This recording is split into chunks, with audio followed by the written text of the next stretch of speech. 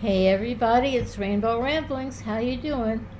I'm going to give you 5 brief points, what I discovered from the autopsy report that I feel are personal fingerprints of Barry Morphew that underscores the fact it was he that did the crime. And I did a lot of extensive research, so I'm attaching a document with medical definitions, links to where I got the information, and more detailed explanations. But today I'm just going to give you the bullet points on 5 things that stuck in my mind and kind of popped in my brain when I was reading through the autopsy. First, we'll talk about the bone where the bam was found. It's called the femoral trabecular bone. It's a porous bone, meaning it's full of holes, and the inside is sponge-like. And what the femoral trabecular bone is an internal network of plates and struts found in the hip and knee. Well, that area is significant because for BAM to be effective, it has to enter the body in a muscular or fleshy area. So a deer is traditionally kind of darted in the buttocks and the hindquarters. And the buttocks is near the hip area. So it said in the original arrest affidavit, there's evidence that Barry was chasing Suzanne around the house, and I think he darted her in the buttocks to take her down and to immobilize her. So the fact that where the bam was found was near the hip area, it kind of underscores where he shot her. So the body was completely skeletonized, no soft tissue remained on it. I asked Google AI if it's common to find remains with just plain bone, nothing else, and it said it's very common, but it takes generally years to enter the final stage of decomposition called full skeletonization. That's the state that Suzanne's bones were in.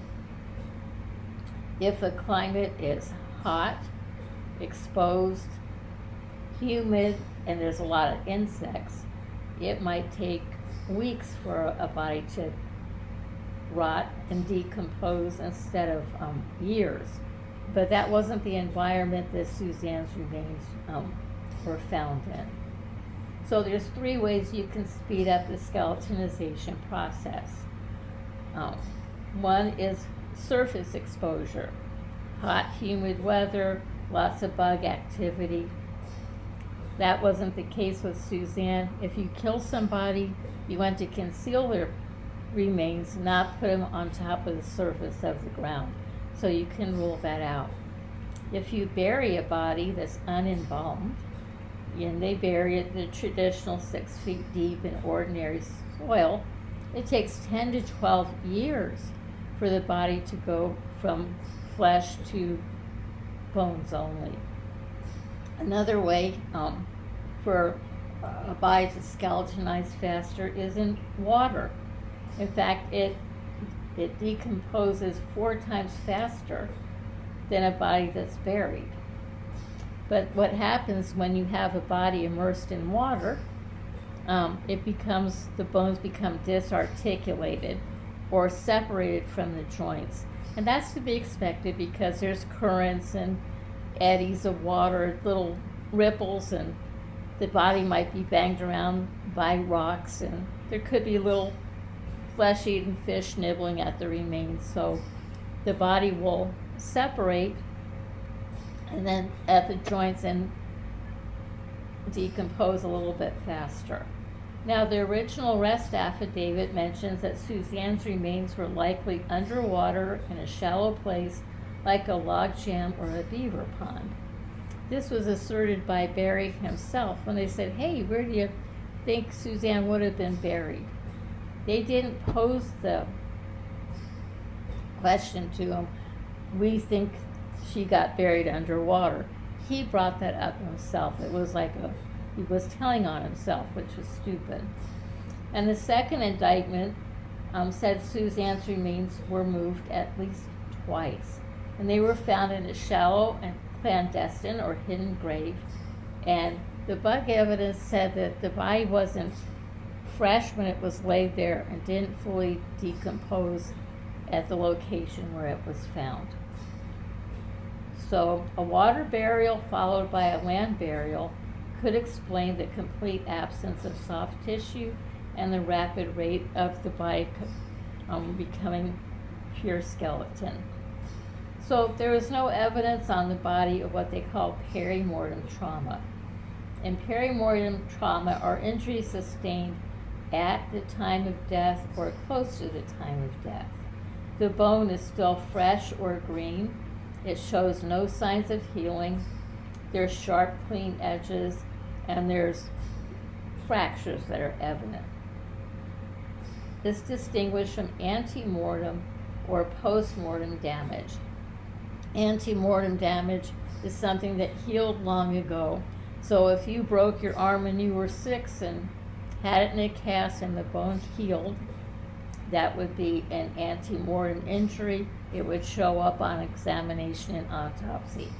Postmortem means after death, and those remains tend to be dry or brittle.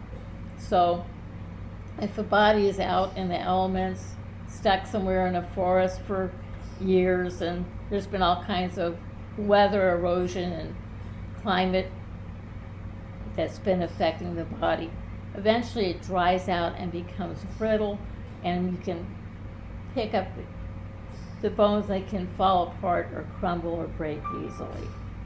So it helps forensic anthropologists to distinguish between injuries that cause death and damage or ones that occur during decomposition or excavation. So perimortem injuries often are caused by blunt force, like being whacked over the head, or sharp force, like being stabbed, or high velocity projectiles, like a bullet. So my thoughts are that means Barry didn't shoot or stab Suzanne or hit her over the head to immobilize her. He used BAM to do that. And he deliberately used that method because it leaves no visible physical evidence on post-mortem examination. He didn't realize it was still retained in her bone and they could find it, but he thought if he darted her before he killed her, he could outsmart the law enforcement and get away with his crime. So that's why the autopsy was homicide by unspecified means in the setting of BAM intoxication. Basically saying he drugged her, he killed her, but we don't know how he did it. So the fourth point was the autopsy said Suzanne was in a complete state of remission from her cancer and was on a maintenance dose of a drug called Rituxan. There is no indication her illness killed her or her medicine caused or contributed to her death. So Barry couldn't have overdosed Suzanne and killed her using Rituxan because it's a drug administered by IV infusion in the clinical setting. You have to be in a doctor's office or a clinic or a hospital. They hook you up to IV equipment and it goes through an infusion process where it circulates through your body. At trial, we're going to hear from the doctor that does the chemotherapy infusion for Suzanne. So you can rule out that her death was involved in any way with her cancer. So here's the part that really has Barry's fingerprint. The bones were significantly bleached and free of tissue.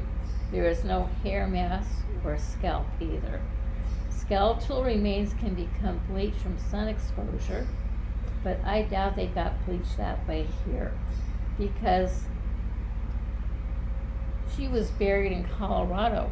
There are tons of snow, feet and feet of snow, and it stays on the ground for a long time, and they're not going to get a lot of sunlight in a Rocky Mountain, Colorado, high elevation, freezing cold environment.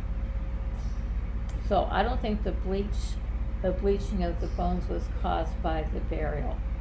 I think it was caused deliberately by Barrymore-Few. Now hear me out. He's a hunter, and hunters know how to remove flesh from bones and bleach them. And there's a process they use to prepare their kills before they mount them on the wall. So common and accessible chemicals like lye, bleach, and peroxide are used. And I'm sure that Barry is very familiar with the process. You can look at pictures of his house, and there's a deer mounted on the wall in the living room, and he knows exactly how to remove the flesh, how to fix up the antlers, how to bleach them, etc. It'd be no problem for him.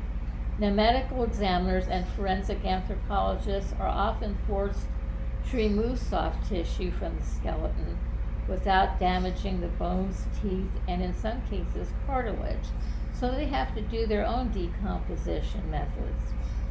And they use macerating in water, which means the flesh becomes chewed up and ground up because it's in agitated water, or by simmering or boiling the body, or soaking it in ammonia, or removing the flesh with scissors, knife, or scalpel, or a stiff brush, or they even introduce what's called dermestid beetles, and those are beetles that feed on flesh, and they let bugs come in and just chew the body up. These methods can be used to reveal subtle blunt force trauma to the bone, slicing and stabbing injuries, and other forms of trauma by taking away the overlying level of the soft tissue so they can more carefully examine the bones underneath. Now, you can use household bleach, peroxide, ammonia, things that are common around your house that you clean with and disinfect your wounds with, to remove the soft tissue from a human skeleton.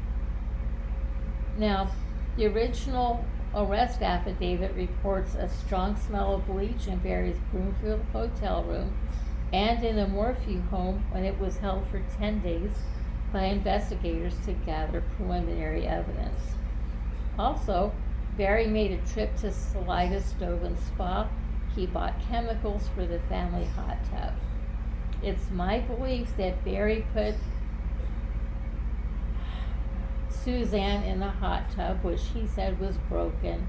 It was drained of water, and I think he purposefully decomposed her with the spa chemicals.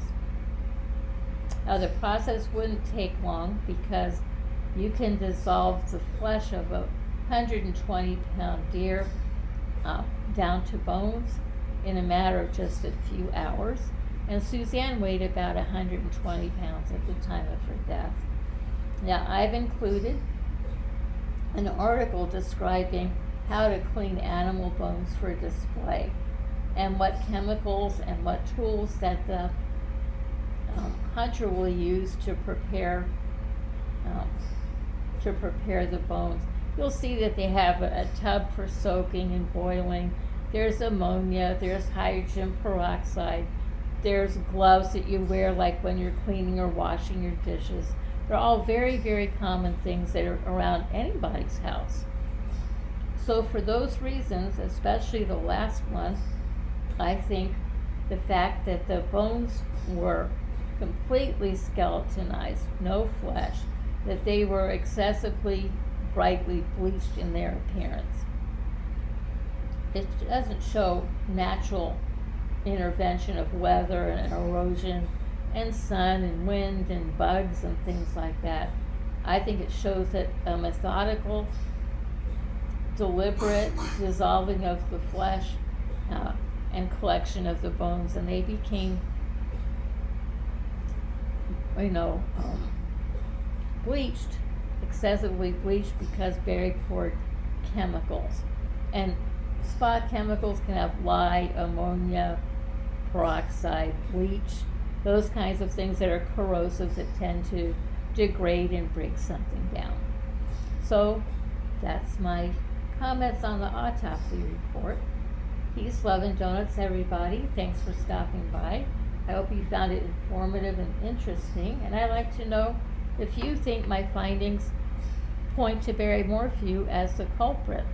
And if he has the skill and the knowledge and the tools and the general equipment needed to break Suzanne's body down and prepare it for burial.